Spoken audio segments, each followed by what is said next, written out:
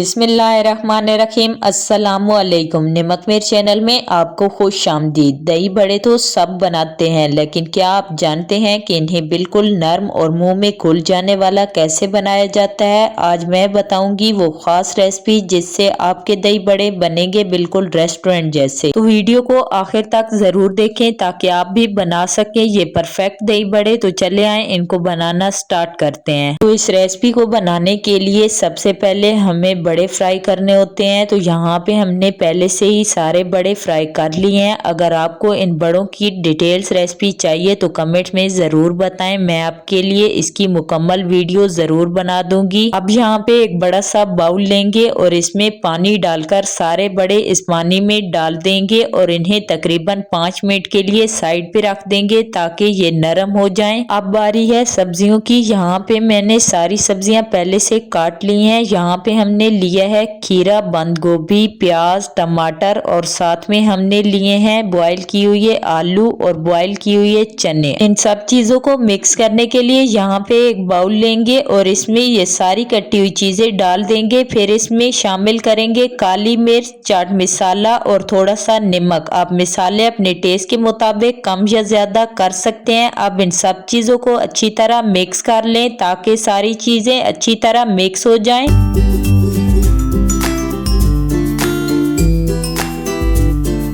अब वापस आते हैं बड़ों की तरफ। जो बड़े हमने पानी में भिगोकर रखे थे इन्हें एक एक करके पानी से निकाल कर इन्हें हाथ से आराम से दबाएंगे ताकि इनका सारा पानी निकल जाए। इन सब बड़ों को इसी सब्जी वाले बाउल में शामिल कर दें। अब इन पर डालें ठंडी दही। जितनी ठंडी दही होगी इतने ही बड़े मजेदार लगेंगे। अब इसके ऊपर थोड़ा सा चाट मसाला और डालेंगे।